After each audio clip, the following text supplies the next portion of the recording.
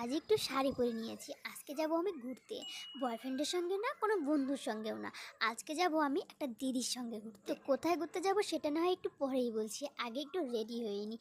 Ready হয়ে আগে রাস্তায় যাই। রাস্তায় গিয়ে তো আমাদের টোটো ধরতে হবে, তাই না? রেডি হয়ে গেছি আর রেডি হওয়ার পর চলে আসি সোজা রাস্তায়। রাস্তায় আসার পর একটু টোটোর জন্য দাঁড়াতে হচ্ছিল। আর এদিকে আমি একটু ভিডিও করে নিচ্ছিলাম। আর আজকে আমাকে ঘুরতে নিয়ে যাচ্ছে মালাদি। হ্যাঁ, মালাদি আজকে আমাকে অনেক অনেক সুন্দর একটা জায়গা ঘুরতে নিয়ে যাচ্ছে। কোথায় নিয়ে যাচ্ছে সেটা না একটু পরেই দেখাচ্ছি। আগে দেখো এই রাস্তাটা অনেক সুন্দর ছিল রাস্তাটা। আর আমরা যেখানে যাব ওই দেখো দূরে দেখা যাচ্ছে সাদা। হঠাৎ করে কেন ঘুরতে যাচ্ছি, আসলে গিয়েছিলাম ময়নাগুড়ি। সেখানে গিয়ে এই দিদির বাড়িতে ছিলাম। তো সেখান থেকে দিদি বলে চল অনেক দিন পরে যেহেতু আমাদের বাড়িতে আসিস তোকে এক জায়গা থেকে ঘুরিয়ে নিয়ে আসি। আর ওই এক জায়গা হলো এই জায়গা। ভাবতেই পারিনি এত সুন্দর একটা জায়গা।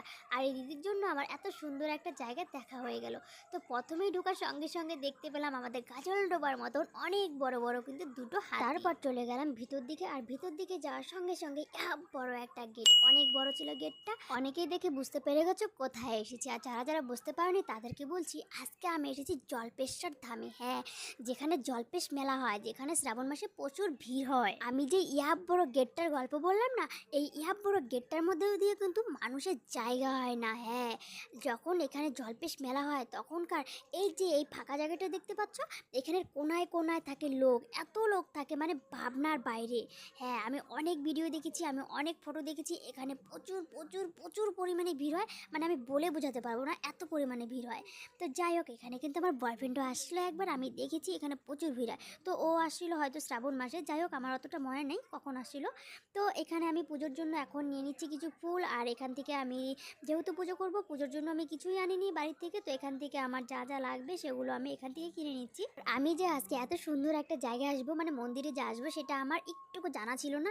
আমি এটা বাড়ি থেকে প্ল্যান করে আসিনি, আমি ভাবিও নি, যার জন্য বাড়ি থেকে কিন্তু এক্সট্রা কোনো ড্রেসও আনিনি। আর আজকে যে শাড়িটা আমি পরে আছি, এত সুন্দর একটা জামদানি শাড়ি রেড কালারের, এই শাড়িটাও কিন্তু মালা দিয়েছিল। মালা দিয়ে আমাকে দিয়েছিল যে তুই এটা পর, এটা পরে চল মন্দিরে পুজো দিতে।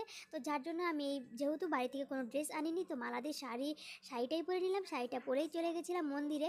তো দেখতে পাচ্ছ অনেক সুন্দর শাড়িটা। তো যাই হোক, তারপর আমি চলে গেলাম টিকিট কাটতে। মন্দিরে পুজো দিতে গেলে প্রথমে টিকিট কাটতে হয়। আর দেখো আমার আজকে ভাগ্য, সত্যি আজকে আমার ভাগ্যটা অনেক ভালো ছিল। মন্দিরটা এত ফাঁকা ছিল আজকে, যদিও প্রচুর ভিড় হয়, তবে সেরকম ভিড় না হলেও মোটামুটি ভিড় হয়। আর আজকে তো একদমই ফাঁকা ছিল। আর আজকের পুজোটাও এত সুন্দরভাবে হয়েছিল, এত সুন্দরভাবে হয়েছিল। মালা দিয়েও আমাকে পরে বলতেছিল যে আজকে তুই একটা খুব ভালো দিনে আসিস। আর আমার টাইমিংটাও এত সুন্দর ছিল যে আমি সম্পূর্ণ পুজোটাই পাই। প্রায় 2 ঘন্টা ধরে ওখানে পুজো হয়। আর আমি ওখানে 2 ঘন্টা ধরেই বসেছিলাম। অনেক সুন্দরভাবে, অনেক সুন্দর করে পুজোটা হয়, আমার অনেক ভালো লাগতেছিল। তো যাই হোক, পুজোটা আজকে অনেক সুন্দর হয়। আর এখানে দেখো এটা ছিল মেন গেট। তো মেন গেটের ভিতরে কিছু নিয়ে প্রবেশ করা নিষেধ ছিল, মানে ফোন নিয়ে প্রবেশ করা নিষেধ। যার জন্য আমি ভাবলাম ফোন যেহেতু ভিডিও করা যাবে না, ফটো তোলাও যাবে না, আমি বেকার বেকার ফোনটা নিয়ে কেন ভিতরে যেতে যাব। তো মালাদির কাছে আমি আমার ব্যাগ আর ফোনটা আমি রেখে যাই। আর তারপর আমি চলে যাই ভিতর দিকে। তো ভিতর দিকে যাওয়ার পরে ওই যে মন্দিরে থাকে না, মন্দিরে গেলেই না অনেক লোক থাকে যারা তোমাকে উল্টাপুল্টা বোঝাতে থাকবে। যাই হোক, আমি এখানে প্রথমবার যেহেতু এসেছিলাম, আমার কিছু জানা ছিল না। আমাকে ওইখানকার ওই লোকটা বলতেছিল এখানে জলটা ঢালো, ওখানেও একটা ঠাকুর ছিল। তো আমি তো জানি না যে ভিতর দিকে ঠাকুর ছিল, আমি ওখানেই জলটা ঢালতে যাচ্ছিলাম। মালা দিয়ে আমাকে বারবার বলতেছিল ওখানে জলটা ঢালিস না, জলটা ভিতরে গিয়ে ঢালিস। তো যাই হোক, তারপর আমি চলে যাই ভিতরে। ভিতরে গিয়ে অনেক সুন্দর করে পুজো দিই। তারপর আমরা চলে আসি বাইরে। আর বাড়ি যাওয়ার প্রচুর তাড়া ছিল। আমি এখন এখান থেকে গিয়ে আবার কিন্তু বাড়িতেও রিটার্ন করব। তো যার জন্য একটু তাড়া ছিল। আর মালাদিরও প্রচুর তাড়া ছিল, বাড়িতে অনেক কাজ ফেলে এসেছে।